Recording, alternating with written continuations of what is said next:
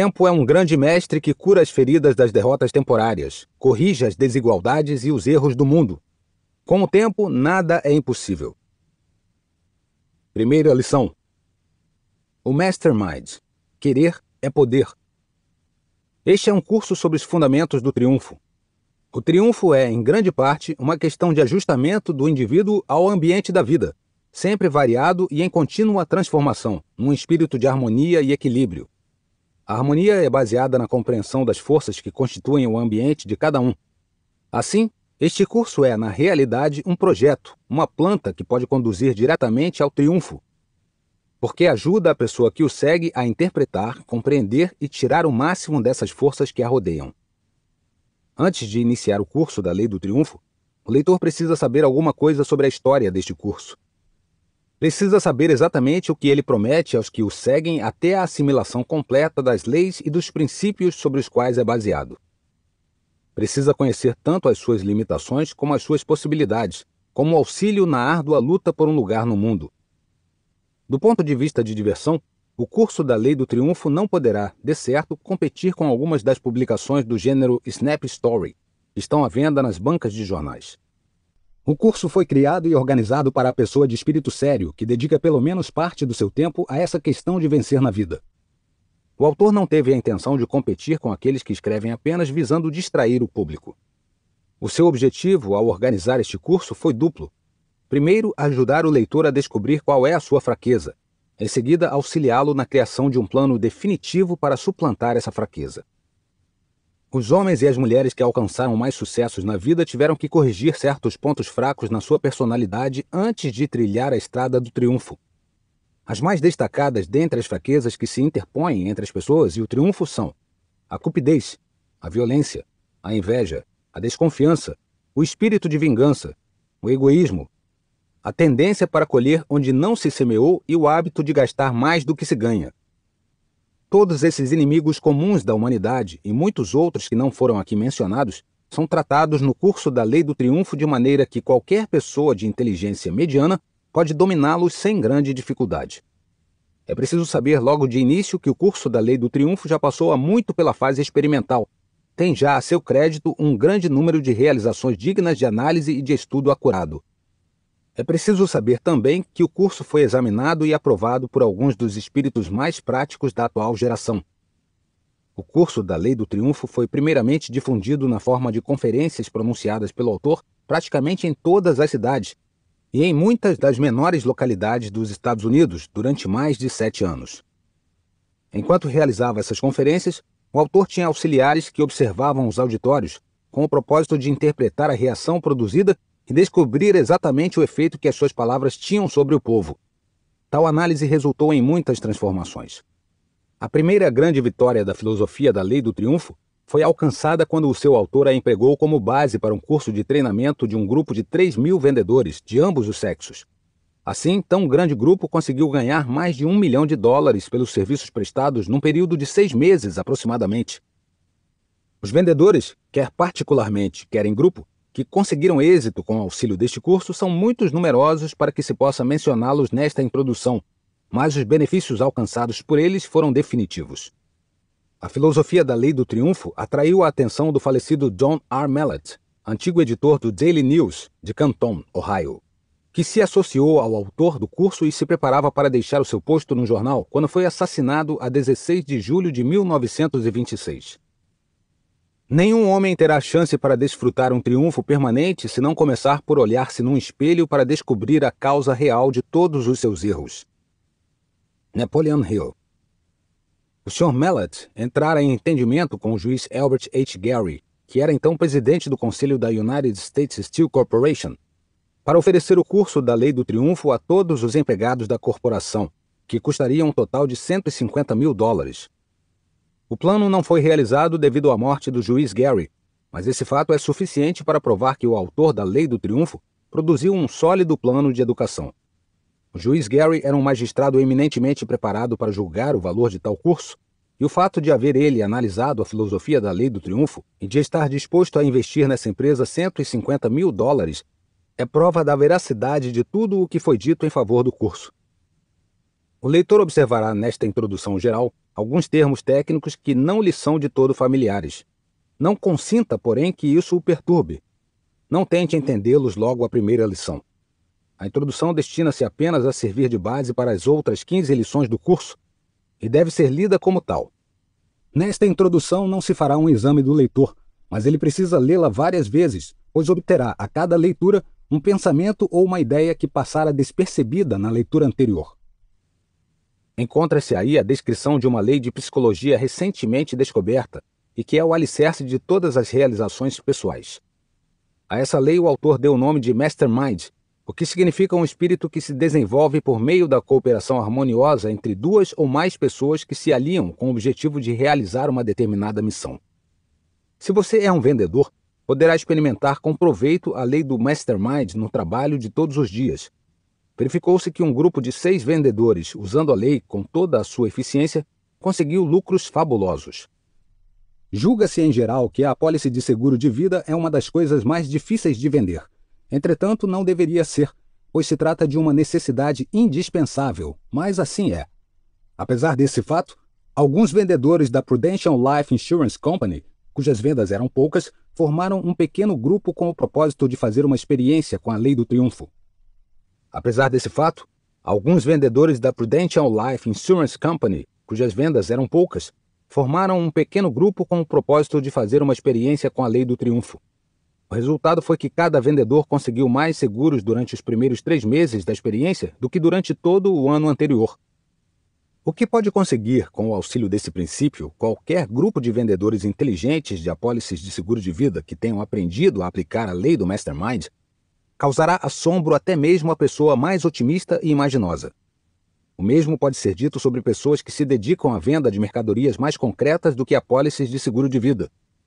Tendo-se isso bem em mente, não será desarrazoado esperar que somente esta introdução poderá dar ao leitor uma compreensão suficiente da lei para transformar o curso inteiro de sua vida. É a personalidade dos empregados que determina o grau de sucesso que o negócio irá alcançar. Modifiquemos essa personalidade, tornando-a mais agradável, e os negócios florescerão. Em qualquer das grandes cidades dos Estados Unidos, é possível comprar artigos do mesmo gênero pelos mesmos preços em dezenas de estabelecimentos. Entretanto, sempre se encontrará uma loja que faz mais negócios do que as outras. A razão disso é que, à frente desse estabelecimento, há um homem ou homens que cuidam seriamente da personalidade dos seus empregados que vão entrar em contato com o público. O público tanto compra personalidades como mercadorias, e pode-se até mesmo perguntar se o povo não se deixa impressionar mais pela personalidade do vendedor do que pelos artigos que compra. O negócio de seguros de vida foi reduzido a bases tão científicas que o custo de um seguro não varia muito de uma companhia para outra. Entretanto, entre centenas de companhias de seguro, menos de 12 realizam o grosso dos negócios nos Estados Unidos. Por quê? É simplesmente uma questão de personalidade. 90% das pessoas que compram apólices nada conhecem sobre o sistema de seguros, e o que é mais extraordinário, parece que não se importam com isso. O que compram realmente é a personalidade agradável de algum agente, homem ou mulher, que saiba o quanto vale cultivar tal personalidade. O objetivo principal de cada um na vida é sucesso. O triunfo, tal como é estudado no curso da Lei do Triunfo, consiste na realização de um objetivo principal definido, sem violação dos direitos alheios. Seja qual for o nosso objetivo na vida, nós o conseguiremos com muito menos dificuldade depois que tivermos aprendido a desenvolver uma personalidade agradável e também a delicada arte de aliar-se com os outros para um determinado empreendimento, sem os atritos e a inveja que levam milhões de pessoas à miséria, à necessidade e ao fracasso, todos os anos. Com essa declaração de propósito do curso, o leitor poderá iniciar as lições com a impressão de que a sua personalidade está em vias de passar por uma transformação. Sem poder não se pode alcançar grandes triunfos na vida, e ninguém gozará de poder sem personalidade suficiente para influenciar pessoas à cooperação, num espírito de harmonia. Lição por lição. O resumo que vamos apresentar agora encerra o que se pode esperar obter com as 15 leis do triunfo. 1. Um objetivo principal definido. Ensinará a maneira de economizar os esforços desperdiçados pela maioria das pessoas que vivem eternamente procurando encontrar a sua verdadeira ocupação na vida. Essa lição mostrará como se pode abandonar para sempre as coisas vagas e fixar-se em qualquer objetivo definido e justo. 2. A confiança em si mesmo. Ajudará a dominar os 6 temores básicos que constituem um tormento para a vida de todas as pessoas. O medo da pobreza, o medo da doença, o medo da velhice, o medo da crítica, o medo de perder o amor de alguém e o medo da morte. Ensinará a diferença entre o egoísmo e a verdadeira confiança em si, pois esta é baseada num conhecimento definitivo e útil. 3. O hábito de economizar. Ensinará a maneira de distribuir sistematicamente os rendimentos a fim de que seja possível acumular uma percentagem, formando-se assim uma das maiores fontes de poder individual que se conhece. Sem economizar não é possível vencer na vida. Não há exceção a essa regra e ninguém poderá escapar a ela.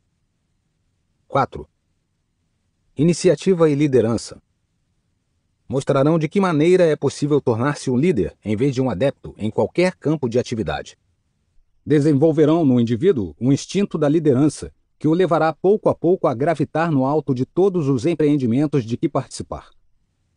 5. A imaginação. Estimulará o cérebro de tal forma que ele conceberá novas ideias para a realização do objetivo principal. Essa lição ensinará como erguer casas novas com pedras velhas, por assim dizer. Mostrará de que modo criar novas ideias com antigos e bem conhecidos conceitos e como empregar de uma nova maneira ideias antigas. Essa lição, por si só, equivale a um curso prático sobre vendas e é certo que será uma verdadeira mina de ouro para os que necessitam de conhecimentos. 6. O entusiasmo. Tornará possível infundir em todos aqueles com quem entramos em contato grande interesse por nós e por nossas ideias. O entusiasmo é a base de uma personalidade agradável. Precisamos ter tal personalidade para influenciar os outros a cooperar conosco. 7. Autocontrole. É a balança com a qual controlamos o nosso entusiasmo, dirigindo-o para onde desejarmos. Essa lição nos ensinará de maneira muito prática a nos tornarmos senhores do nosso destino e comandantes da nossa alma. 8. O hábito de produzir mais trabalho do que o que é pago. Uma das mais importantes lições do curso da Lei do Triunfo. Ensinará como tirar vantagens da lei do aumento de lucro, que nos assegurará um rendimento em dinheiro muito maior do que o trabalho feito. Ninguém se torna um verdadeiro líder em qualquer setor da vida sem adquirir o hábito de produzir mais e melhor trabalho do que aquele que lhe é pago. 9. Uma personalidade agradável. É a base sobre a qual devemos apoiar nossos esforços e, feito isso de maneira inteligente, encontrar-se-á facilidade para remover montanhas. Essa lição por si só tem feito dezenas de chefes de vendas. Tem desenvolvido líderes da noite para o dia. Ela nos ensinará a transformar nossa personalidade de modo que poderemos nos adaptar a qualquer ambiente ou a outra qualquer personalidade, de maneira tal que poderemos facilmente dominar. 10. Pensar com segurança. É uma das pedras fundamentais de todo o triunfo duradouro. Essa lição nos ensinará a distinguir os fatos da mera informação. Mostrará a maneira de organizar os fatos conhecidos em 2 classes, os importantes e os sem importância. Ensinará como determinar um fato importante e ainda a construir planos definitivos e execuíveis para a conquista de qualquer objetivo por meio dos fatos. 11. A concentração. Ensinará como focalizar a nossa atenção sobre um dado assunto até que tenhamos traçado planos práticos para dominar a questão. Ensinará a maneira de nos aliarmos aos outros, de modo a podermos fazer uso dos seus conhecimentos como um apoio para a execução dos nossos planos e objetivos. Adquiriremos também um conhecimento prático das forças que nos cercam e aprenderemos a empregar tais forças em favor dos nossos interesses. 12. A cooperação. Mostrará o valor do trabalho em conjunto em tudo o que fizermos. Essa lição ensina a maneira de aplicar a lei do Mastermind descrita na introdução e na segunda lição do curso. Mostrará também o meio de coordenar os nossos próprios esforços com os dos outros, de tal maneira que os atritos, o ciúme, a discórdia e a cupidez serão eliminados. Aprenderemos a fazer uso de tudo o que as outras pessoas aprenderam sobre o trabalho em que nos empenhamos. 13. Tirar proveito dos fracassos. Ensinará como fazer degraus decisivos dos erros e fracassos, passados e futuros. Mostrará a diferença entre fracasso e derrota temporária. Diferença essa que é imensa e de grande importância. Ensinará de que maneira tirar proveito dos próprios fracassos e dos fracassos dos outros. 14. A tolerância. Ensinará como evitar os desastrosos efeitos dos preconceitos religiosos e raciais que significam derrota para milhões de pessoas que se deixam prender nas malhas de argumentos absurdos sobre tais assuntos, que envenenam seus espíritos e fecham a porta à razão e à investigação. Essa lição é irmã gêmea da lição sobre pensar com segurança, pois ninguém pode pensar com acerto sem praticar a tolerância. A intolerância fecha o livro do conhecimento e escreve na capa: Finis, aprendi tudo. A intolerância torna inimigos aqueles que deveriam ser amigos, destrói a oportunidade e enche o espírito de dúvidas, desconfianças e preconceitos. 15. Praticando a regra de ouro. Ensinará a fazer uso dessa grande lei universal de conduta humana, de tal maneira que se poderá facilmente conseguir a cooperação de qualquer pessoa ou grupo de pessoas. Se tiver que caluniar alguém, não fale, escreva. Escreva na areia, bem perto das ondas. Napoleon Hill. A falta de compreensão da lei sobre a qual repousa a filosofia da regra de ouro é uma das principais causas do fracasso de milhões de pessoas que permanecem na miséria ou na pobreza durante toda a vida. Essa lição, entretanto, nada tem a ver com religião, sob qualquer forma, ou com sectarismo, como, aliás, qualquer outra das lições do curso sobre a Lei do Triunfo. Depois que o leitor tiver dominado as 15 leis, o que pode ser conseguido num período de 15 a 30 semanas, estará apto a desenvolver poder pessoal suficiente para assegurar a obtenção do seu objetivo principal definitivo. O propósito dessas 15 leis é desenvolver ou ajudar a organizar todo o conhecimento que o leitor possui e tudo o que adquirir para o futuro, de modo a permitir que tudo isso se transforme em força, em poder. Aquele que seguir as lições do curso da Lei do Triunfo deve ter sempre ao lado um caderno de notas, pois observará que durante a leitura começarão a surgir as ideias, bem como os meios de empregar essas leis em benefício dos seus interesses. O leitor deve também começar a transmitir as lições àqueles por quem mais se interessa, pois é fato bem conhecido que é ensinando que mais se aprende qualquer assunto. Aqueles que tiverem filhos e filhas ainda jovens poderão fixar tão indelevelmente as 15 leis do triunfo nos seus espíritos a ponto de transformar inteiramente o curso da sua vida. Os chefes de família encontrariam vantagem em seguir este curso com as esposas, e isso por motivos que se tornarão claros antes de terminada a leitura da introdução. O poder é um dos 3 objetivos básicos do esforço humano. Há 2 classes de poder: a que é desenvolvida através da coordenação de leis físicas naturais e a que nasce da organização e classificação do conhecimento. O poder que se origina do conhecimento organizado é o mais importante, porque dá ao homem um instrumento que ele pode transformar, oferecendo-lhe nova direção, e por meio dele dominará até certo ponto a outra forma de poder. O objetivo deste curso é indicar o caminho que se pode trilhar com segurança para colher os fatos necessários à aquisição do conhecimento. Há 2 métodos principais de adquirir conhecimento, a saber: estudar, classificar e assimilar fatos que já tenham sido organizados por outras pessoas. Colher, organizar e classificar por método próprio os fatos geralmente chamados de experiência pessoal. Essa lição trata principalmente dos modos de estudar os fatos e dados reunidos e classificados por outras pessoas. O grau de progresso conhecido por civilização é apenas a medida do conhecimento que a raça humana acumulou. Há 2 espécies de conhecimento, mental e físico. Entre os conhecimentos úteis que organizou, o homem catalogou os 92 elementos químicos ímpares que constituem todas as formas materiais no universo. Por meio de estudo, análise e medidas cuidadosas, o homem descobriu a grandeza do lado material do universo, representada pelos planetas, sóis e estrelas, alguns dos quais, segundo se sabe, são 10 milhões de vezes maiores que a pequenina Terra em que vivemos.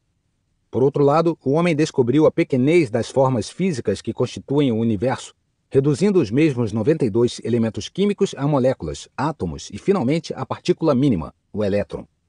Um elétron não pode ser visto. É apenas um centro de forças consistindo num positivo ou num negativo. O elétron é o começo de tudo o que tem a natureza física. Moléculas, átomos e elétrons. Para compreender tanto o detalhe como a perspectiva do processo por meio do qual o nosso conhecimento é reunido, organizado e classificado, parece essencial para o leitor começar pelas menores e mais simples partículas da matéria física. pois estas são o ABC com que a natureza formou toda a estrutura da parte física do universo. A molécula consiste em átomos, que são pequenas partículas invisíveis de matéria, movendo-se continuamente com uma velocidade do relâmpago, exatamente de acordo com o mesmo princípio segundo o qual a Terra gira em torno do Sol. Essas pequenas partículas da matéria, conhecidas como átomos, que vivem nesse giro contínuo, são formadas de elétrons, que são as partículas mínimas da matéria física. Conforme já foi dito, o elétron nada mais é do que uma força de duas espécies. O elétron é uniforme e apenas de uma classe, tamanho e natureza. Assim, num grão de areia ou numa gota de água, duplica-se todo o princípio sobre o qual opera o universo. Que maravilha! Que coisa estupenda!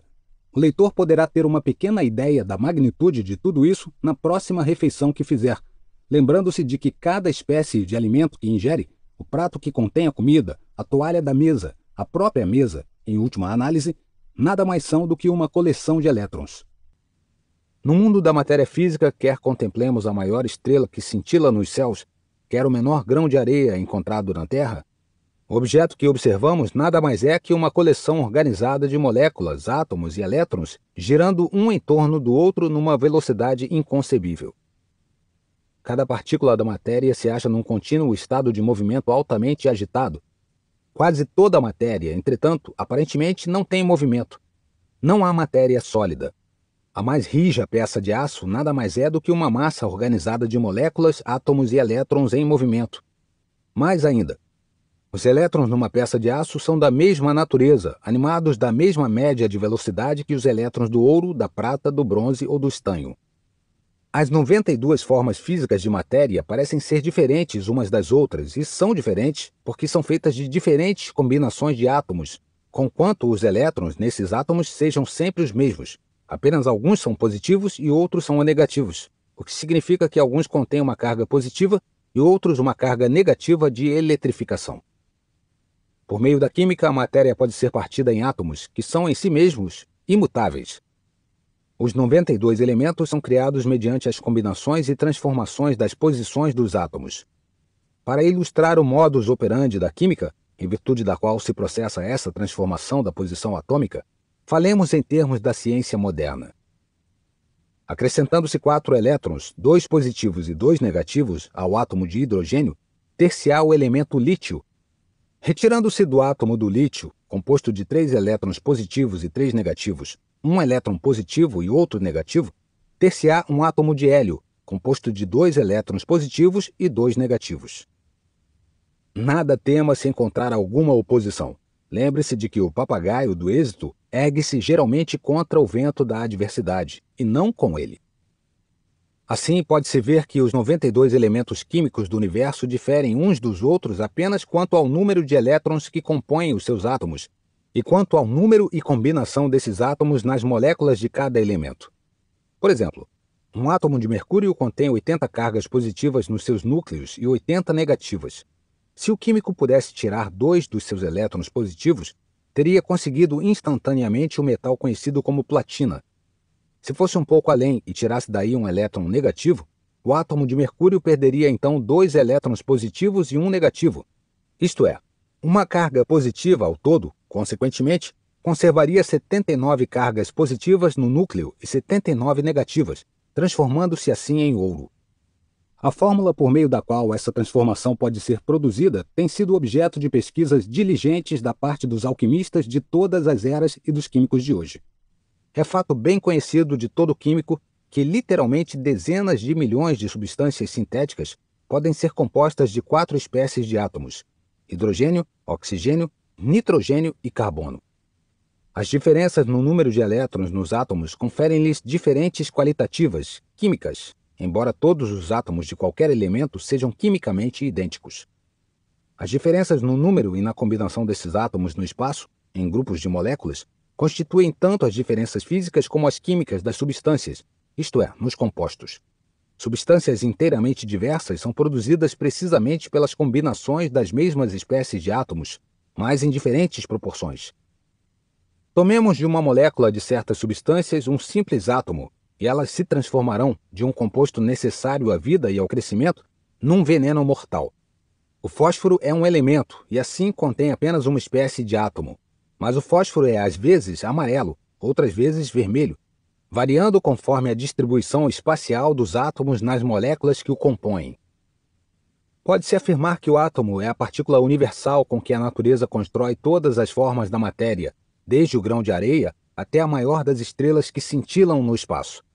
O átomo é o material de construção da natureza, com o qual ela faz erguer um carvalho ou um pinheiro, uma rocha de pedra e areia ou de granito, um rato ou um elefante. Alguns dos maiores pensadores têm julgado que o mundo em que vivemos e toda a partícula material que nele existe tiveram início quando dois átomos se ligaram um ao outro e durante centenas de milhões de anos de voo através do espaço, conservaram-se em contato, acumulando outros átomos, até que, passo a passo, a Terra se formou. Isso, acentuam eles, explicaria as diferentes camadas da substância terrestre, tais como as minas de carvão, os depósitos de ferro, de ouro, de prata, de cobre, etc.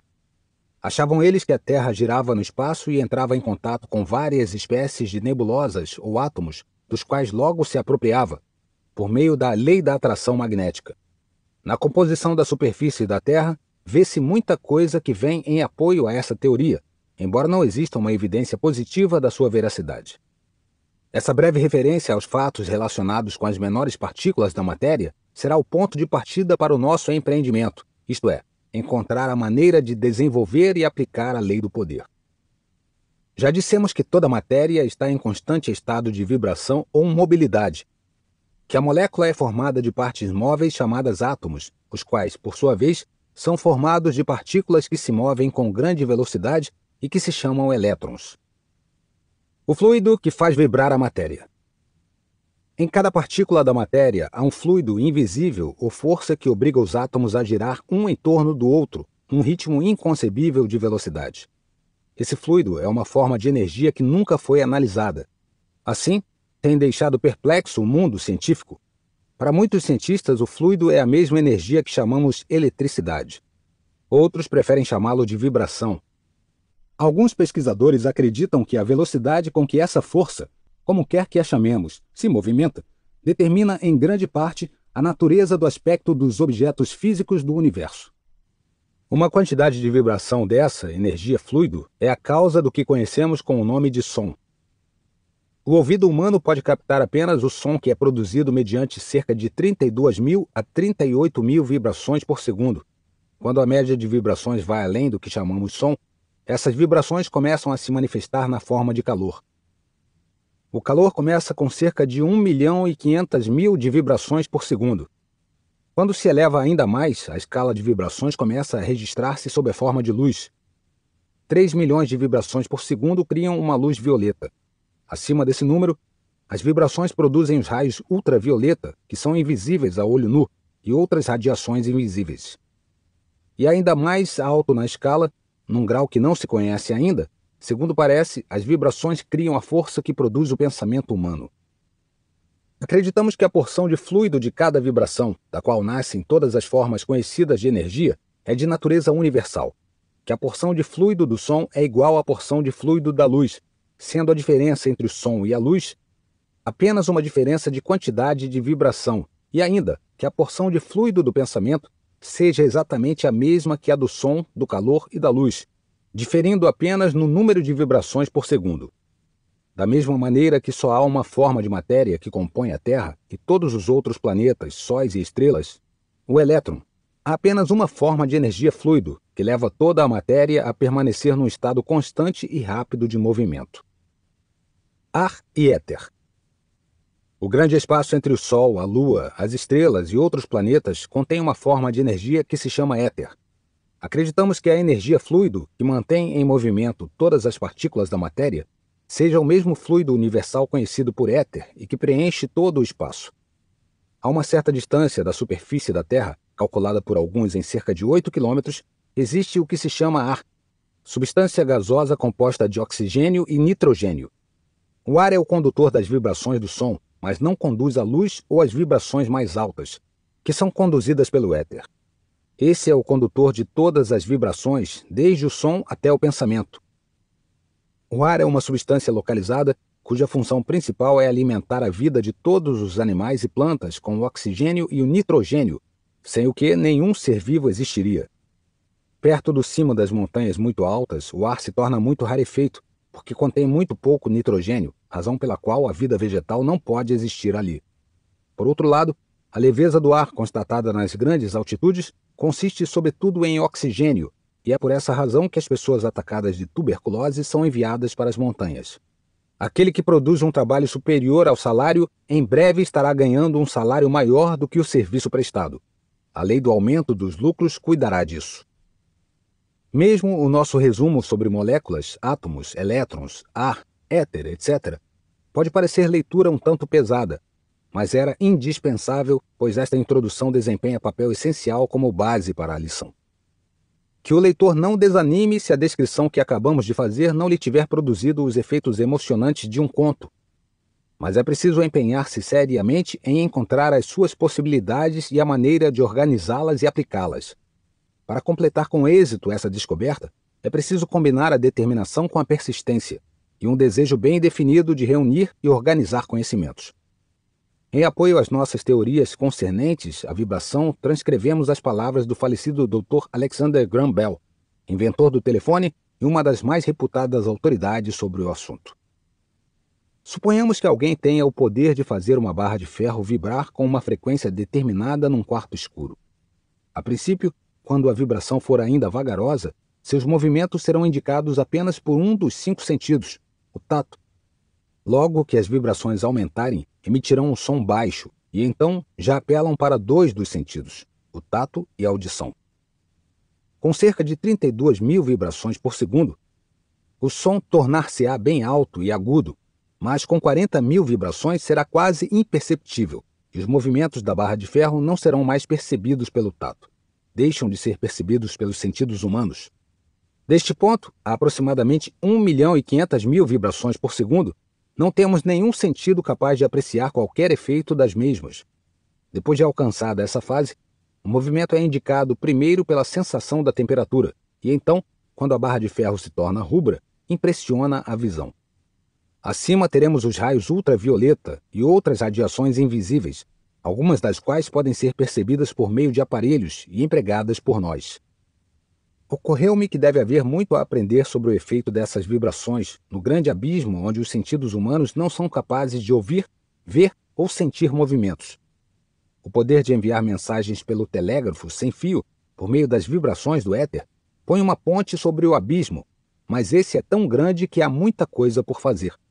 É preciso fabricar máquinas que forneçam praticamente novos sentidos, como fazem os instrumentos da telegrafia sem fio. Poder-se-á afirmar, ao se refletir sobre esse grande abismo, que não existem muitas formas de vibração que podem dar resultados tão maravilhosos ou até mesmo mais do que as ondas do rádio. Parece-me que nesse abismo jazem as vibrações que julgamos abandonadas pelos nossos cérebros e células nervosas quando pensamos. Mas então, novamente, elas poderiam elevar-se na escala além das vibrações que produzem os raios ultravioleta. Precisamos de um fio para transmitir essas vibrações? Não passarão elas através do éter sem qualquer fio, exatamente como fazem as ondas hertzianas? Como serão elas percebidas pelo receptor? Ouvirá ele uma série de sinais ou sentirá que os pensamentos de outros homens penetraram no seu cérebro? Podemos condescender com algumas especulações baseadas no que conhecemos sobre as ondas do telégrafo sem fio, que são, como já tivemos ocasião de dizer, tudo o que podemos reconhecer de uma vasta série de vibrações que teoricamente devem existir.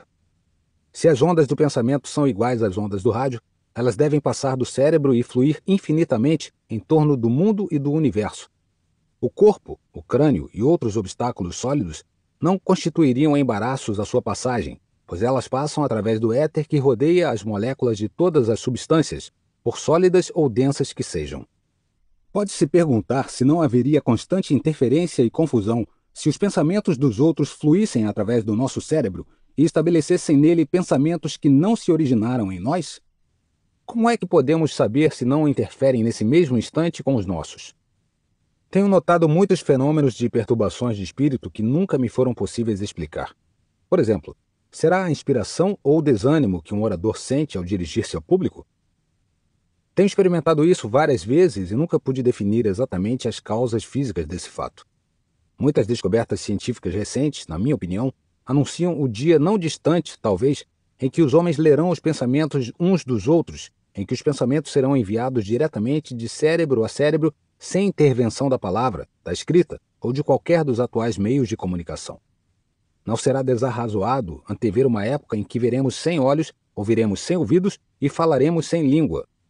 Em suma, a hipótese de que um espírito pode comunicar-se diretamente com o outro se apoia na teoria segundo a qual o pensamento, ou força vital, é uma forma de perturbação elétrica, que pode ser captada por indução e transmitida à distância através de um fio ou simplesmente através do éter, como no caso das ondas do telégrafo sem fio. Muitas analogias sugerem que o pensamento tem a mesma natureza de um distúrbio elétrico. Um nervo, que é da mesma substância do cérebro, é excelente condutor da corrente elétrica. A primeira vez que passamos uma corrente elétrica pelos nervos de um morto, ficamos estarrecidos ao vê-lo levantar-se e mover-se. Os nervos eletrificados produziam a contração dos músculos como acontece em vida. Parecem agir sobre os músculos como a corrente elétrica age sobre um eletromagneto. A corrente magnetiza uma barra de ferro colocada em ângulo reto com a mesma, e os nervos produzem, através da corrente intangível da força vital que os percorre, a contração das fibras musculares que são dispostas em ângulo reto com eles. Seria possível citar muitas razões mostrando como o pensamento e a força vital podem ser considerados como sendo da mesma natureza que a eletricidade. Sustenta-se que a corrente elétrica é uma onda do éter em movimento, uma onda do éter. Essa substância hipotética que enche todos os espaços e cerca todas as substâncias. Acreditamos que deve haver éter, pois sem ele a corrente elétrica não poderia passar pelo vácuo ou a luz do Sol através do espaço. É razoável acreditar que apenas uma onda semelhante em movimento possa produzir os fenômenos do pensamento e da força vital. Podemos afirmar que as células do cérebro agem como uma bateria e que a corrente produzida corre através dos nervos. Mas isso terminará aí? Não passará além do corpo em ondas que fluem em torno do mundo, imperceptíveis aos nossos sentidos, do mesmo modo que as ondas do telégrafo sem fio passaram despercebidas antes que Hertz e outros descobrissem sua existência? Cada cérebro é, ao mesmo tempo, uma estação transmissora e receptora. Temos provado inúmeras vezes, para nossa própria satisfação pelo menos, que todo cérebro humano é, ao mesmo tempo, uma estação transmissora e receptora para as vibrações da frequência do pensamento. Se essa teoria se tornar uma realidade, e se for possível estabelecer métodos adequados de controle, imagine-se a importância que isso terá para o trabalho de reunir, classificar e organizar conhecimentos. A simples ideia de tal possibilidade faz vacilar o nosso espírito. Thomas Paine foi um dos maiores espíritos do período revolucionário americano. A ele, talvez mais que a qualquer outro, devemos o início e o resultado feliz da Revolução, pois foi o seu espírito elevado que ajudou tanto a redigir a Declaração da Independência, como a convencer os signatários do documento a traduzi-lo em termos de realidade. Falando sobre a origem desse grande depósito de conhecimento, Paine assim o descreveu. Quem quer que tenha feito observações sobre o estado do progresso do espírito humano, estudando o seu próprio espírito, não pode deixar de ter notado que existem duas classes distintas de pensamentos. Os que produzimos em nós mesmos, por meio da reflexão e do ato de pensar, e os que se esgueiram no nosso cérebro por conta própria. Adotei sempre a regra de tratar com civilidade esses visitantes voluntários, tendo o cuidado de examiná-los tanto quanto possível para ver se mereciam ser cultivados. E é com esses pensamentos que tenho adquirido quase todo o conhecimento que possuo. Quanto à instrução adquirida por todos os que frequentam escolas, serve apenas como um pequeno capital para colocar o indivíduo em condições de aprender por si mesmo daí em diante. Afinal de contas, toda pessoa que tem instrução é sempre o seu próprio professor. Isso pela simples razão de que os princípios não podem ser aprendidos de cor. O seu lugar de residência, no espírito, é a compreensão, e eles nunca são tão duradouros como quando começam por concepção. Nas palavras de Paine, que acabamos de transcrever, o grande patriota e filósofo americano referiu-se a uma experiência que, num momento ou noutro, é a experiência de todos nós. Existirá alguém tão infeliz a ponto de não ter tido evidências positivas de que os pensamentos, até mesmo ideias completas, surgem no cérebro vindo de fontes externas? Cada fracasso é uma bênção disfarçada, pois nos dá sempre uma lição que de outra maneira talvez nunca aprendêssemos. Quase todos os fracassos são apenas derrotas temporárias. Que meio de condução existiria para tais visitantes, a não ser o éter, que preenche o espaço sem limites do universo? É ele o meio de condução para todas as formas de vibração que conhecemos, tais como o som, a luz e o calor. Por que motivo não seria também o meio de transmitir a vibração do pensamento? Cada espírito ou cérebro está diretamente ligado a outros espíritos por meio do éter. Cada pensamento emitido por um cérebro é imediatamente apanhado e interpretado por todos os outros que estão em contato com o cérebro transmissor. Temos tanta certeza disso como estamos certos de que a fórmula química H2O produz a água. A possibilidade de que o éter se torne o condutor dos pensamentos de cérebro a cérebro não é ainda a mais assombrosa das suas realizações. Acreditamos que toda vibração de pensamento emitida por qualquer cérebro e apanhada pelo éter é mantida em movimento, em ondas cuja extensão corresponde à extensão da energia empregada na sua transmissão. Que essas vibrações permanecem em movimento contínuo, que são uma das fontes das quais os pensamentos podem despontar no cérebro de que emanam, caso o outro cérebro esteja em contato constante e direto, através do éter, com o cérebro que transmitiu a vibração do pensamento. Desse modo, veremos, se essa teoria for um fato, que espaço sem limites do universo é e continuará a ser uma biblioteca mental, na qual podem ser encontrados todos os pensamentos transmitidos pela humanidade. Lançamos aqui os alicerces para uma das mais importantes hipóteses enumeradas na lição sobre a confiança em si mesmo, fato que o estudante deve ter em mente quando se aproximar dessa lição. É uma lição sobre o conhecimento organizado. A maioria do conhecimento útil de que a raça humana se tornou herdeira foi cuidadosamente preservada e sinceramente anotada na Bíblia da Natureza. Voltando às páginas dessa Bíblia inalterável, o homem lê a história da terrível luta que permitiu o crescimento da civilização da nossa época. As páginas dessa Bíblia são formadas de elementos físicos que constituem a Terra e os outros planetas, e do éter, que preenche todos os espaços. Crer em heroísmo é fazer heróis, diz Raleigh. Voltando às pinturas rupestres ocultas na superfície da Terra, o homem encontrou ossos, esqueletos, pegadas e outros sinais indiscutíveis da história da vida animal, que a natureza ali semeou para esclarecê-lo e guiá-lo em períodos de tempo de incrível duração. As grandes páginas de pedra da Bíblia da Natureza, encontradas na Terra, e as páginas sem fim da Bíblia constituída pelo éter, que registrou todo o pensamento humano no passado, constituem uma fonte autêntica de comunicação entre o Criador e o homem. Essa Bíblia foi iniciada antes de o homem atingir a fase do pensamento, ou mesmo antes de ter ele alcançado o grau de desenvolvimento da ameba, animal unicelular. Não há poder humano capaz de alterar essa Bíblia. Além disso, ela conta sua história não em línguas antigas e mortas, ou em hieróglifos de raças semi-selvagens, mas numa linguagem universal, que pode ser lida por todos. A Bíblia da Natureza, de onde tiramos todos os conhecimentos que vale a pena possuir, não pode ser alterada por nenhum homem. A descoberta mais extraordinária feita pelo homem foi a do princípio do rádio, que opera com o auxílio do éter, essa parte importante da Bíblia da Natureza. Imaginemos o éter recolhendo a vibração ordinária do som e transformando-a de audiofrequência em radiofrequência e conduzindo-a para uma estação receptora sintonizada e fazendo-a voltar à sua primeira forma de audiofrequência, tudo isso em 1 segundo apenas. Não é de surpreender que tal força possa colher a vibração do pensamento e conservar essa vibração em movimento contínuo.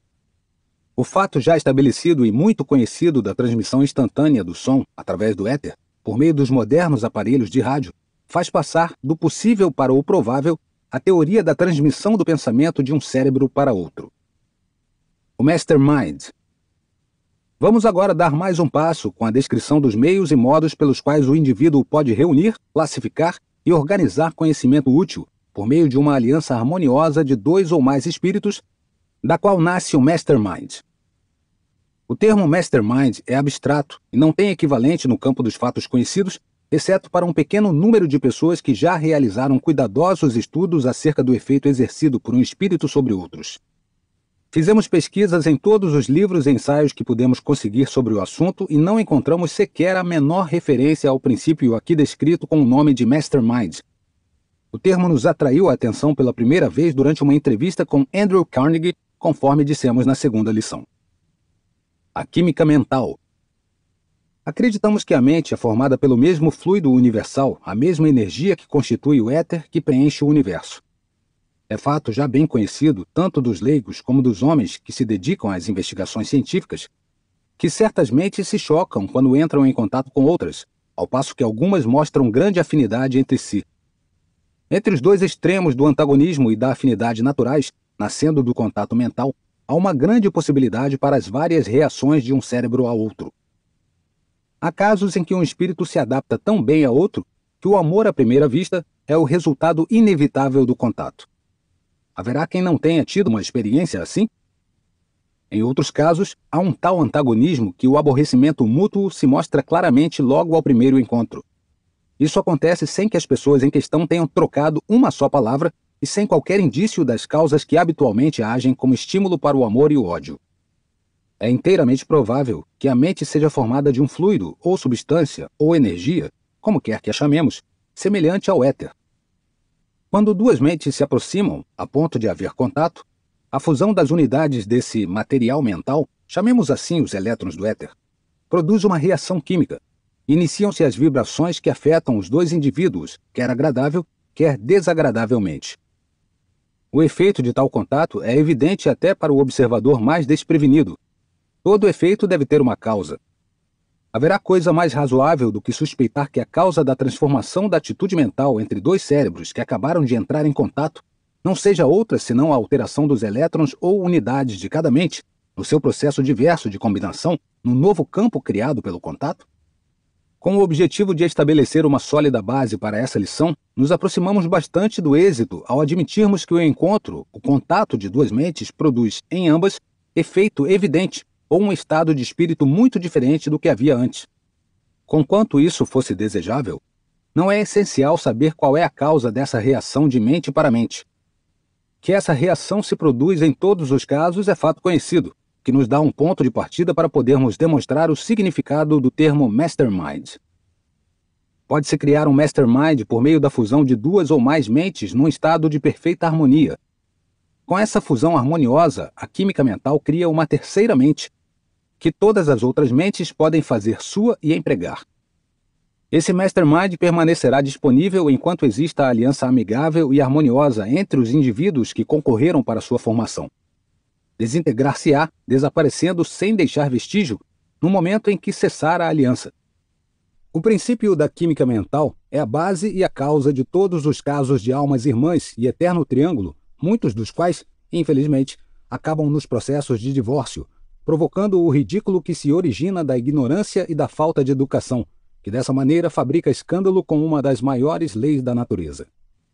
Sabe-se em todo o mundo civilizado que os 2 ou 3 primeiros anos de vida em comum, no casamento, são sempre marcados por muitos desentendimentos, de natureza mais ou menos mesquinha.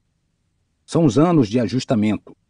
Se o casamento resistir a esses desentendimentos, tem todas as probabilidades de se tornar uma aliança permanente. Isso é fato reconhecido por todos os casais. Mais uma vez, vemos o efeito sem compreendermos a causa.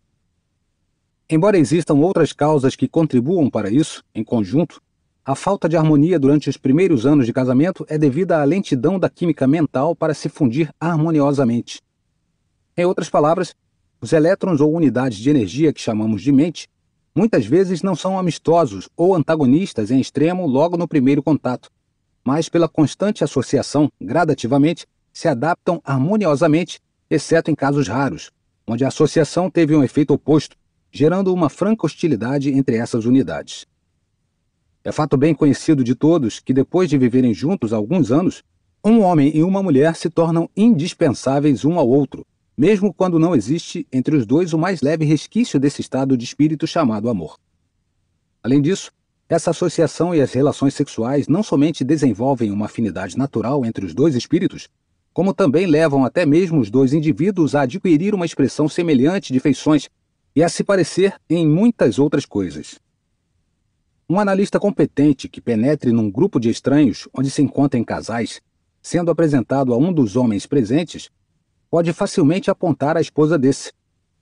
A expressão dos olhos, as linhas do rosto e o tom da voz dos dois cônjuges, tudo isso se torna bem semelhante depois de muitos anos de casamento.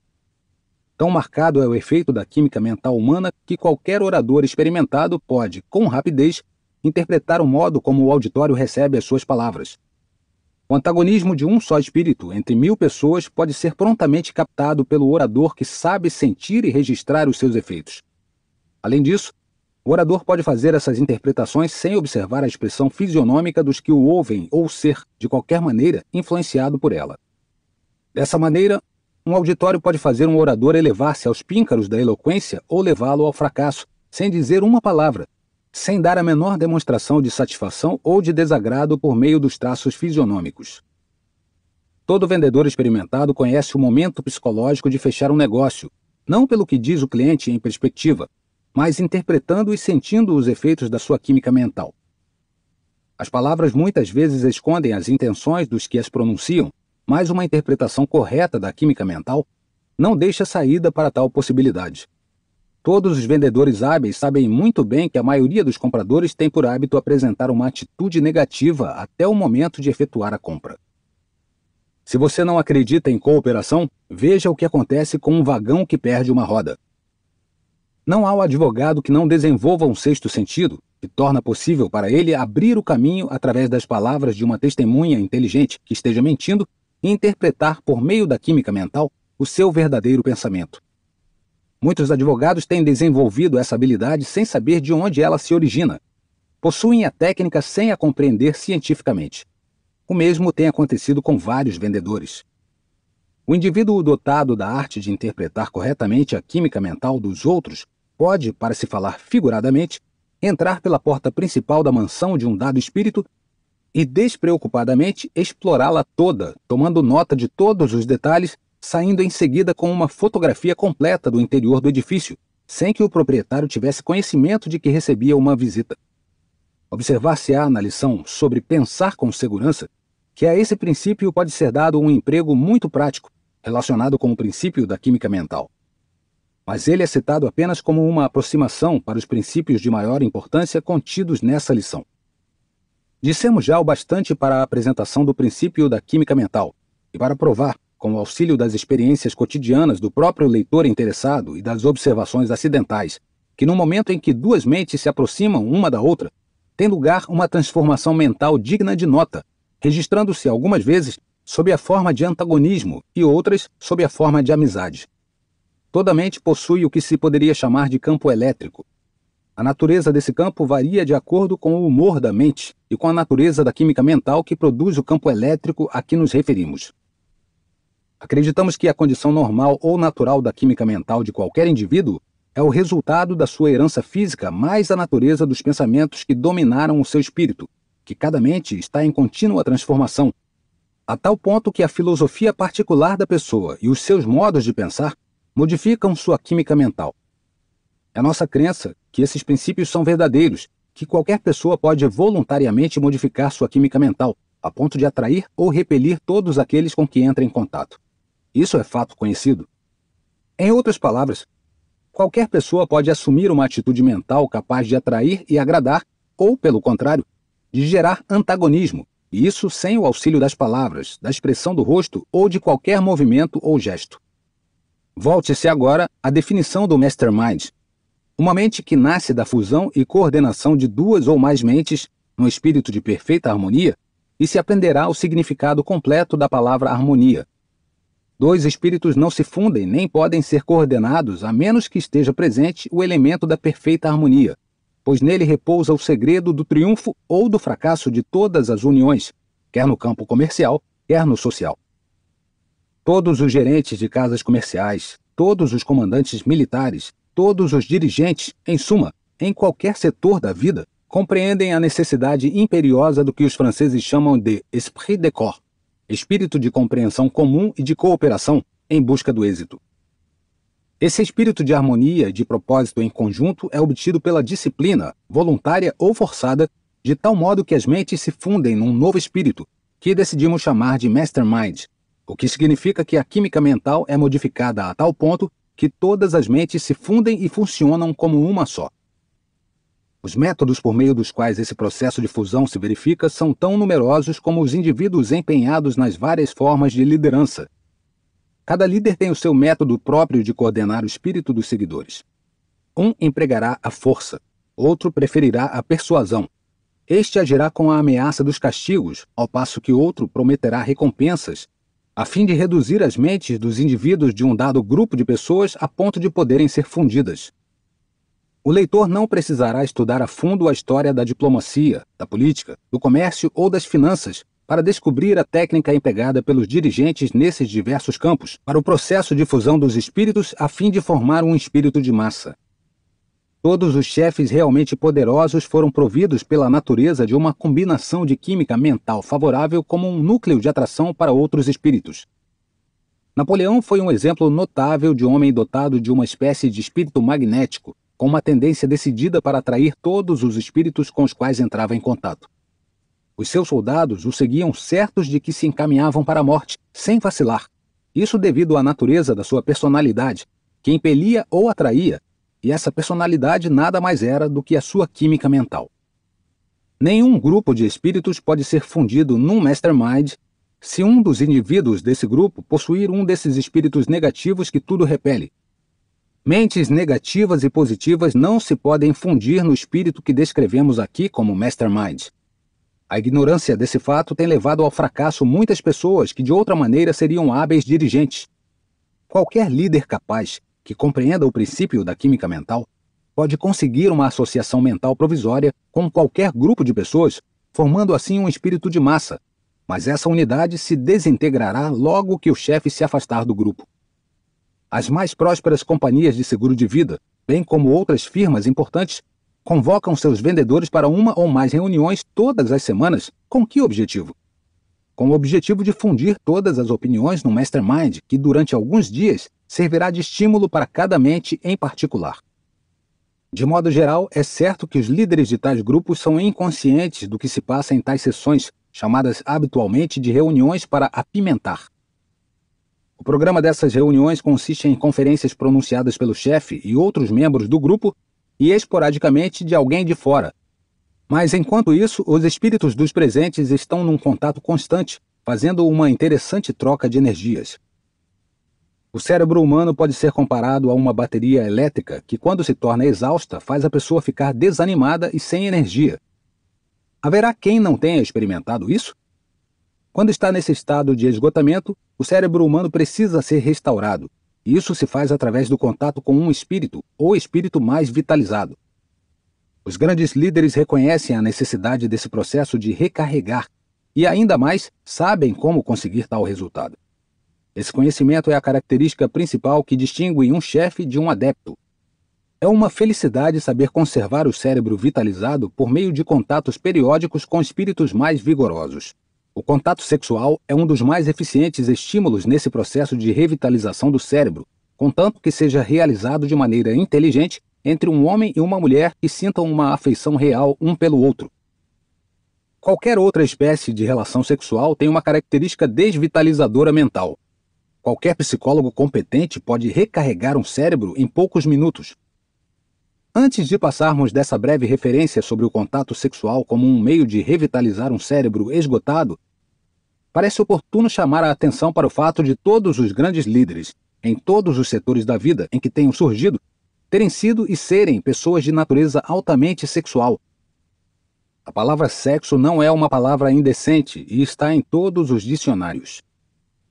Entre os médicos mais bem informados e outros profissionais empenhados na defesa da saúde, há crescente tendência para aceitar a teoria de que todas as doenças começam quando o cérebro do indivíduo está em estado de esgotamento.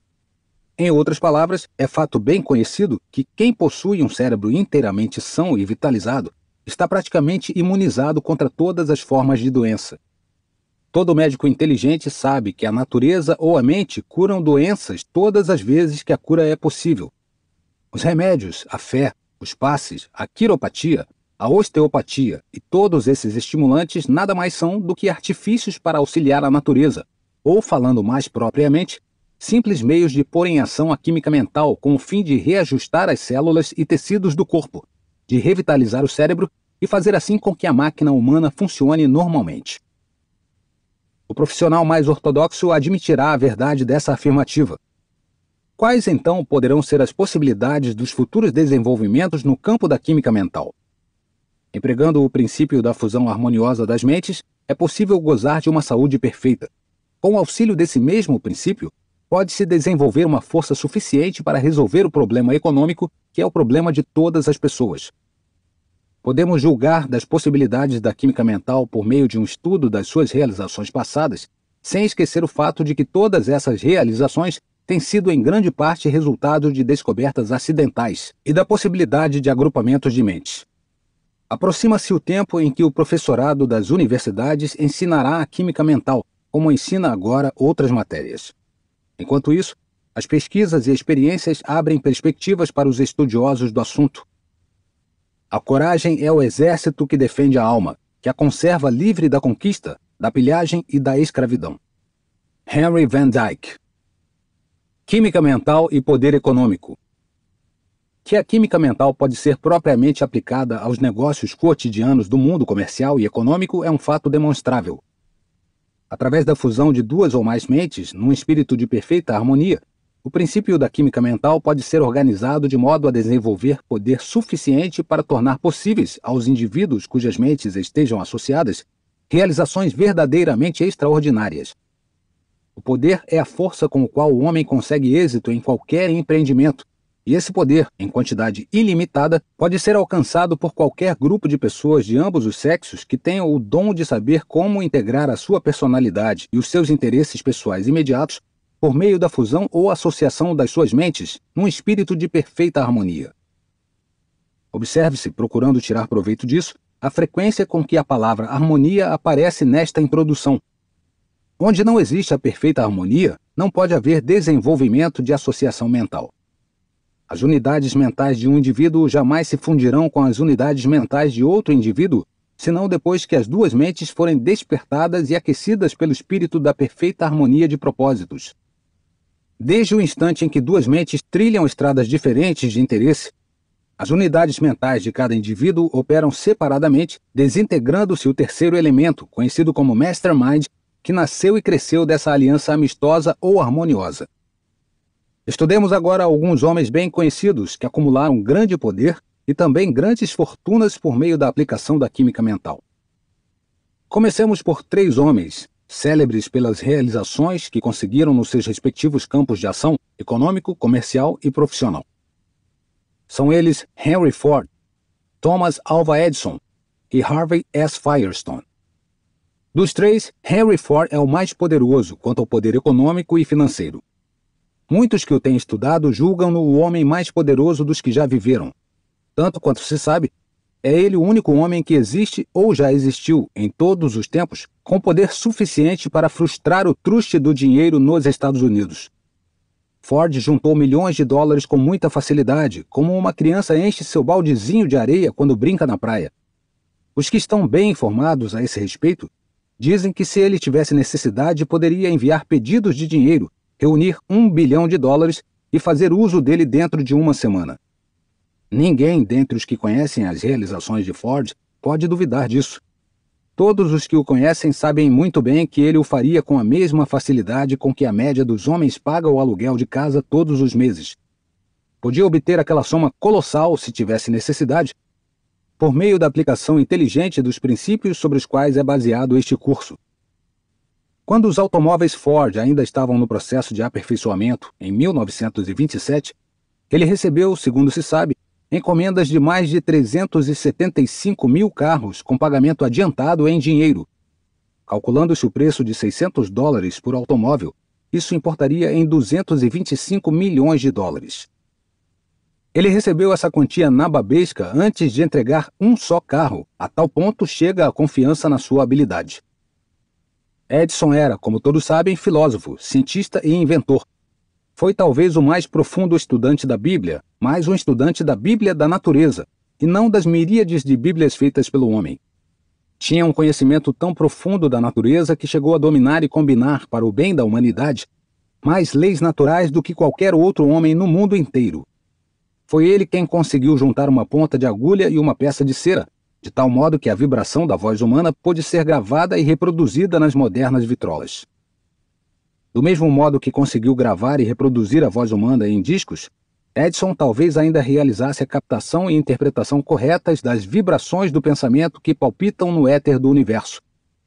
Foi ele quem primeiro dominou a centelha, transformando-a em luz para o uso do homem por meio da lâmpada elétrica. Foi Edison quem deu ao mundo o cinema. Esses são apenas alguns dos seus feitos notáveis, milagres modernos que realizou, não por meio de truques, sob qualquer pretenso poder sobre-humano, mas sim no meio da luz clara da ciência. Esses milagres ultrapassam a todos os narrados nos livros de ficção. Firestone é o espírito que movimenta a grande indústria de pneumáticos Firestone, em Akron, Ohio. Suas realizações industriais são muito conhecidas em toda parte onde haja automóveis, para que seja necessário fazer aqui qualquer comentário especial a respeito. Esses 3 homens começaram sua vida comercial e profissional sem nenhum capital e com muito pouco tempo de escola, isto é, com muito pouco do que se chama habitualmente educação. Os 3 são hoje muito bem educados, muito ricos e poderosíssimos. Pesquisemos agora a fonte, a origem da sua opulência e do seu poder. Desse modo, não cuidaremos apenas do efeito. O verdadeiro filósofo deseja compreender a causa de um dado efeito. Sabe-se geralmente que Ford, Edison e Firestone são amigos há longos anos e que antigamente tinham por hábito ir para o campo uma vez por ano para um período de descanso, meditação e recuperação. Mas não se sabe bem, talvez nem eles próprios o saibam, que há entre os 3 um laço de harmonia que os levou a uma fusão de espírito que é a fonte real de todo o poder. Essa mente que surgiu do contato dos 3 homens facilitou-lhes uma combinação de forças e fontes de conhecimento com os quais a maioria dos homens não está ainda familiarizada. Se o leitor duvida do princípio ou dos efeitos aqui descritos, deve lembrar-se de que mais da metade da teoria aqui abordada já é fato conhecido. Por exemplo, é mais que sabido que esses 3 homens gozam de grande poder e que são riquíssimos, que começaram sem capital e com muito pouco estudo, e que tinham contato mental periódico uns com os outros, que foram sempre amigos, vivendo em harmonia, e que as suas realizações são tão notáveis a ponto de ser impossível compará-las com as de outros homens nos seus respectivos campos de atividade. Esses efeitos são conhecidos praticamente por qualquer menino de escola no mundo civilizado, assim não pode haver mais discussão a esse respeito. No que se refere à causa das realizações de Ford, Edison e Firestone, podemos estar certos de uma coisa: elas não foram, de maneira alguma, conseguidas à custa de truques, de embustes, meios sobrenaturais, revelações ou qualquer outra forma de lei que não fosse natural. Esses homens não são prestidigitadores. Trabalham com as leis naturais, leis que, na maioria, são bem conhecidas de todos os economistas e líderes no campo da ciência, excetuando, possivelmente, a lei em que se baseia a química mental. Essa não está ainda suficientemente desenvolvida para ser classificada pelos homens de ciência no seu catálogo de leis conhecidas. Um mastermind pode ser criado por qualquer grupo de pessoas que desejem coordenar as suas mentes num espírito de perfeita harmonia. O grupo pode ser composto de qualquer número a partir de 2. Os melhores resultados são conseguidos quando se fundem 6 ou 7 mentes. Já se sugeriu que Jesus Cristo descobriu a maneira de empregar o princípio da química mental e que os seus milagres nasceram do poder que ele desenvolveu através da fusão dos espíritos dos seus 12 apóstolos. Acentuou-se que, quando um dos discípulos, Judas Iscariotes, traiu o mestre, a associação mental desintegrou-se imediatamente e Jesus enfrentou a catástrofe suprema da sua vida. Quando 2 ou mais pessoas se harmonizam em espírito e produzem o efeito conhecido por mastermind, cada componente do grupo se torna investido de poder de entrar em contato e adquirir conhecimentos através do subconsciente de todos os outros membros. Esse poder se torna logo patente, tendo por efeito estimular a mente a um grau superior de vibração, evidenciando-se assim na forma de uma imaginação mais viva e a consciência de que parece ser um sexto sentido. É através desse sexto sentido que as novas ideias surgem na mente. Essas ideias assumem a natureza e a forma do assunto predominante no espírito do indivíduo. Se todo o grupo se reuniu com o propósito de discutir um dado assunto, as ideias relativas a esse assunto aparecerão no espírito de todos os presentes, como se uma influência externa as tivesse ditado. Os espíritos dos que participam dessa associação mental tornam-se magnetos, atraindo ideias e pensamentos de uma natureza superiormente organizada e prática, de onde ninguém sabe. Os homens deixam de nos interessar quando descobrimos suas limitações. O único pecado é a limitação. Logo que se descobrem as limitações de um homem, ele está abandonado. Emerson. Pode-se comparar o processo de fusão mental com o ato do indivíduo que liga muitas baterias elétricas a um simples fio transmissor. Assim, toda a força passa apenas por aí. Cada bateria aumenta o poder que passa por essa linha, por meio do acréscimo da quantidade de energia que conduz. O mesmo acontece no caso da associação mental para formar o Mastermind. Cada espírito, por meio do princípio da química mental, estimula todos os outros espíritos que compõem o grupo.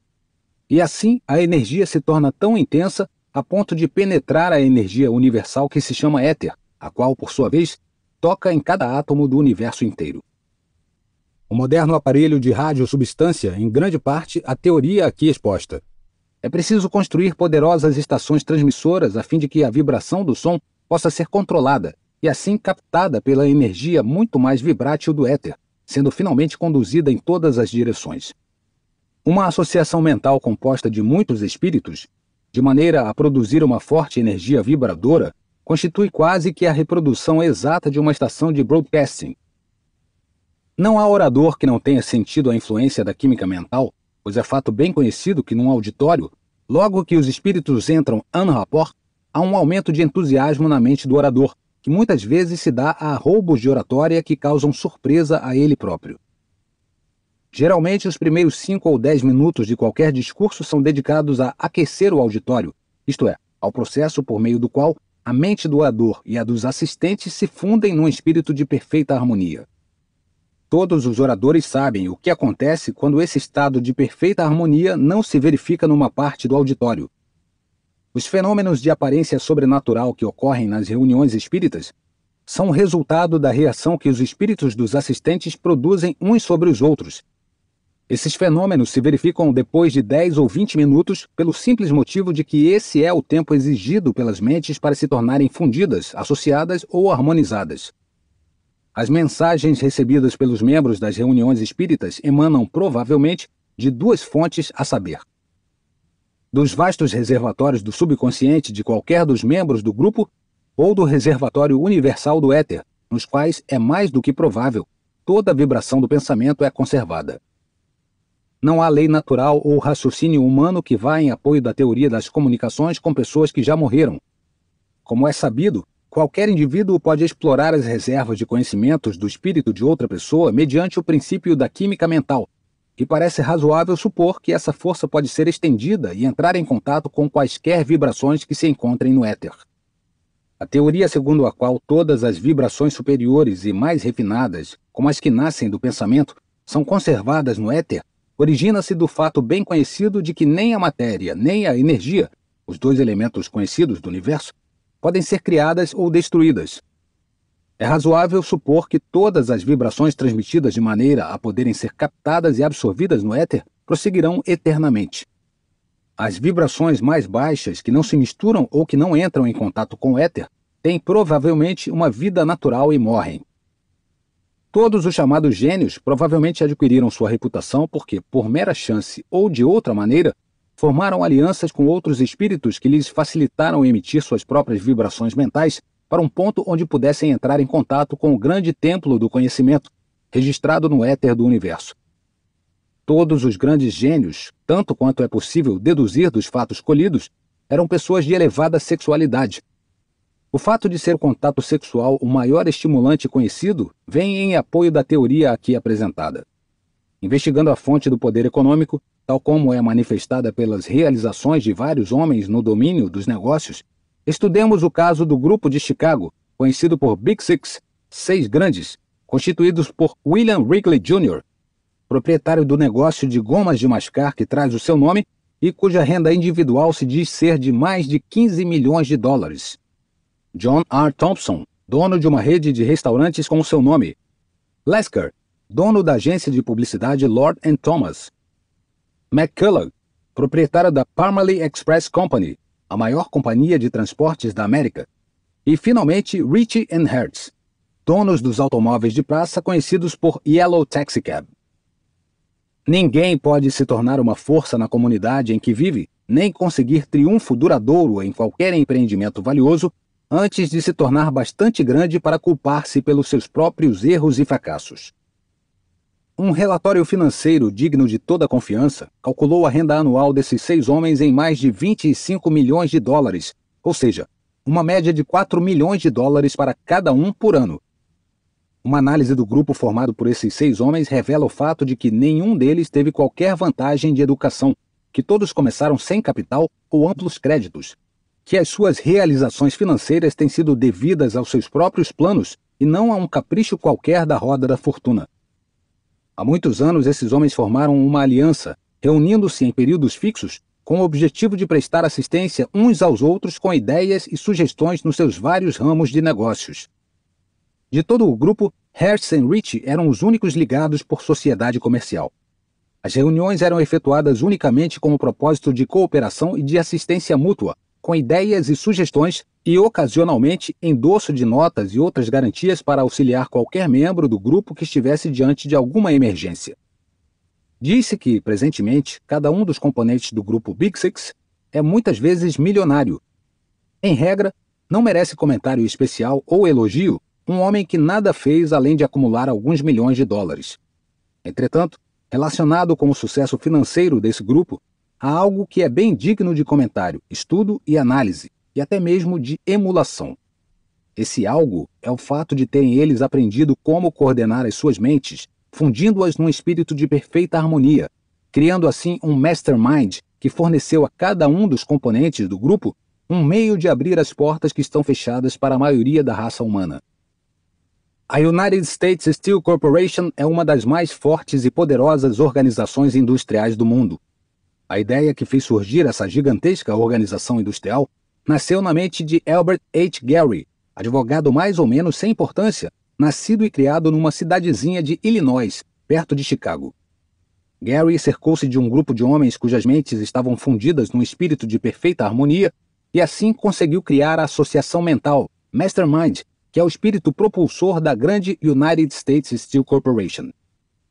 Onde quer que se investigue, em toda parte onde se encontrem êxitos notáveis no comércio, nas finanças, na indústria ou em qualquer profissão, pode-se ter a certeza de que a vitória foi conseguida por... Esses triunfos notáveis muitas vezes se apresentam como sendo o trabalho de um só homem, mas a uma pesquisa cuidadosa encontrar-se-ão outros indivíduos cujas mentes foram coordenadas. Devemos estar lembrados de que 2 ou mais pessoas podem operar o princípio da química mental e assim criar um mastermind. O poder humano é o conhecimento organizado que se expressa por meio de esforços inteligentes. Não se pode dizer que um esforço é organizado senão quando os indivíduos nele empenhados coordenam os seus conhecimentos e energias num espírito de perfeita harmonia. A falta dessa harmoniosa coordenação de esforços é praticamente a causa principal de todos os fracassos comerciais. Uma vez realizamos uma interessante experiência em colaboração com os alunos de um grande colégio americano. Pediu-se a cada aluno para escrever um ligeiro ensaio sobre o seguinte tema: como e por que Henry Ford se tornou opulento? A maioria dos alunos arranjou relatórios financeiros e balanços do ativo de Ford e empregou esses dados como base para a estimativa sobre sua riqueza. Incluídos nessas fontes de riqueza de Ford estavam o dinheiro em bancos, as matérias-primas e os produtos acabados em estoque, os imóveis e prédios, calculando-se de 10% a 20% sobre o valor dos bens materiais. Um dos alunos desse grupo, composto de várias centenas de rapazes, respondeu da seguinte maneira: os bens de Henry Ford consistem principalmente em 2 itens a saber: 1. Capital, trabalho, matérias-primas e produtos acabados. 2. O conhecimento adquirido pela experiência do próprio Henry Ford com a cooperação de uma organização bem treinada que sabe como aplicar esse conhecimento com as melhores vantagens dentro do ponto de vista de Ford. É difícil calcular com possibilidade de correção, mesmo aproximada, o número de dólares e de centavos que constitui o valor de qualquer dessas 2 espécies de ativo.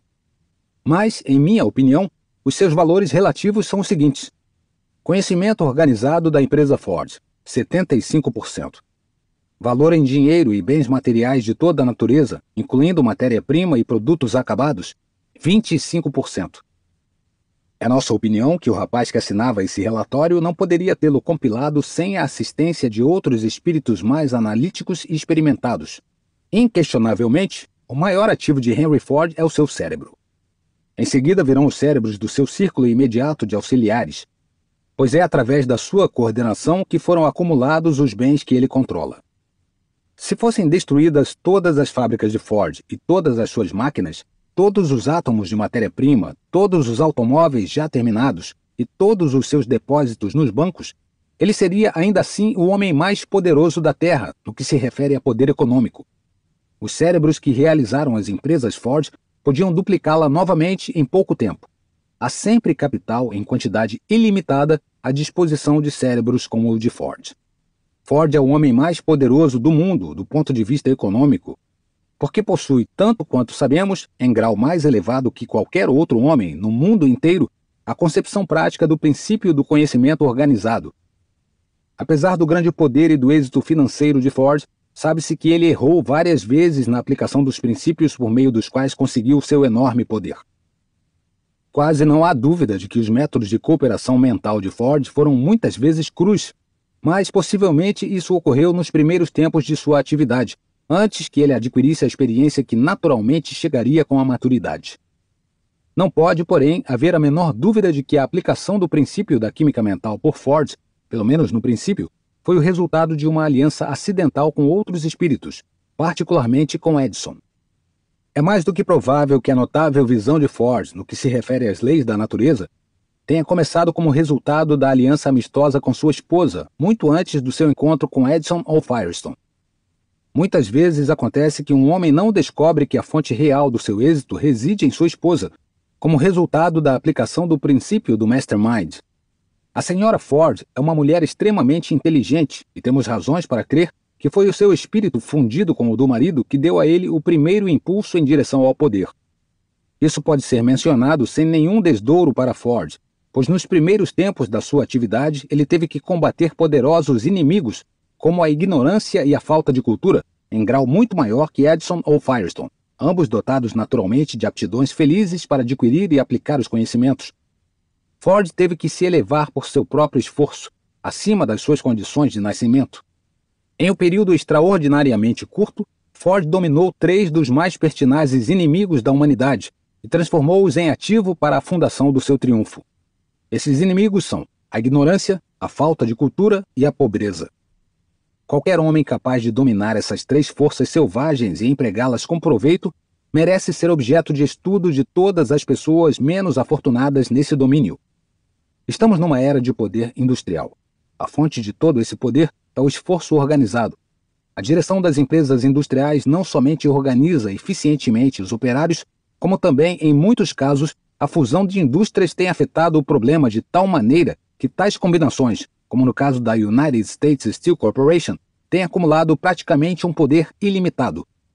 Dificilmente se pode passar a vista sobre os acontecimentos do dia sem ter notícia de qualquer associação comercial, industrial ou financeira agindo sob uma direção única, tendo grandes lucros e criando assim enorme poder. Nunca na história do mundo houve tanta abundância de oportunidades de ganhar dinheiro para aqueles que estão cheios de boa vontade para prestar serviços. Um dia é um grupo de bancos, no outro, uma rede de estradas de ferro. Logo a seguir, uma combinação de indústrias de aço, fundindo-se com o objetivo de desenvolver força, por meio de um esforço altamente coordenado e organizado. O conhecimento de natureza geral desorganizado não é poder, é apenas poder em potencial, material do qual poderá desenvolver-se o poder real. Qualquer biblioteca moderna contém um fichário desorganizado de todos os conhecimentos de valor, dos quais a presente civilização é herdeira, mas esses conhecimentos não são poder, porque não são organizados. Todas as formas de energia e todas as espécies de vida animal ou vegetal, para sobreviverem, precisam ser organizadas. Os fósseis dos imensos animais pré-históricos apresentam evidências positivas de que não organização significa aniquilamento. O elétron, a menor partícula da matéria, bem como a maior estrela do universo, e todas as coisas materiais que se acham entre esses dois extremos, oferecem uma prova positiva de que a primeira lei da natureza é a organização feliz daquele que reconhece a importância dessa lei e se esforça por familiarizar-se com os vários modos pelos quais ela pode ser aplicada vantajosamente. O astuto homem de negócios não somente reconhece a importância da lei do esforço organizado, como também faz dessa lei a urdidura e a trama do seu poder. Mesmo sem qualquer conhecimento sobre o princípio da química mental, Sem mesmo saber de sua existência, muitos homens acumularam grande poder simplesmente organizando o conhecimento que possuíam. A maioria de todos os que descobriram o princípio da química mental e desenvolveram esse princípio no que chamamos de mastermind, conseguiu isso por mero acaso. Muitas vezes não reconheciam a natureza real da sua descoberta, nem compreendiam a origem da sua força. É nossa opinião que podem ser contadas a dedo as pessoas que, presentemente, empregam de maneira consciente o princípio da química mental para conseguir poder através de fusão de espírito. Se esse cálculo for certo, mesmo aproximadamente, o leitor verá sem demora que é insignificante o risco de que o campo da prática da química mental venha a saturar-se. É fato conhecido por todos que uma das mais difíceis tarefas que cabem a qualquer homem de negócios consiste em induzir os seus associados à coordenação de esforços num espírito de perfeita harmonia. Induzir a cooperação contínua um grupo de operários em qualquer empreendimento é coisa quase impossível. Apenas os líderes mais eficientes podem conseguir esse objetivo tão desejável, mas os dirigentes dessa espécie surgem raramente no campo da indústria, do comércio ou das finanças, e quando isso acontece, o mundo ouve falar num Henry Ford, Thomas A. Edison, John D. Rockefeller, E. H. Harriman ou James J. Hill. Poder e triunfo são sinônimos praticamente. Um emana do outro. Assim sendo, qualquer pessoa que saiba aplicar o poder com habilidade por meio da harmoniosa coordenação de esforços entre vários indivíduos pode conseguir êxito em qualquer empreendimento razoável, possível de ser levado a cabo de modo feliz. Ninguém pense, porém, que uma feliz associação mental, um mastermind, possa surgir imediatamente como um cogumelo, logo que se verifica a coordenação de mentes que pretendem unir-se num espírito de perfeita harmonia. A harmonia, no sentido real da palavra, é tão rara entre um grupo de pessoas como é o verdadeiro cristianismo entre indivíduos que se dizem cristãos. A harmonia é o núcleo em torno do qual deve ser desenvolvido o estado de espírito conhecido por associação mental perfeita ou mastermind. Sem esse elemento de harmonia, não pode haver a associação mental completa, ou mastermind. Trata-se de uma verdade que não precisa ser repetida. Woodrow Wilson tinha em mente a ideia de criar um mastermind quando cuidou de reunir um grupo de homens representando as nações civilizadas do mundo, ao propor a criação da Liga das Nações. A concepção de Wilson foi a ideia mais humanitária que já surgiu no cérebro do homem, pois parte de um princípio que envolve suficiente poder para estabelecer uma fraternidade humana na Terra. A Liga das Nações, ou qualquer fusão de mentes internacionais num espírito de harmonia, pode vir a ser uma realidade. A época em que tal unidade mental possa ter lugar depende em grande medida do tempo requerido pelas grandes universidades e instituições de ensino não sectárias para suplantar a ignorância e a superstição por meio da compreensão e da ciência. A psicologia das reuniões de reavivamento. A antiga tradição religiosa, conhecida pelo nome de reavivamento,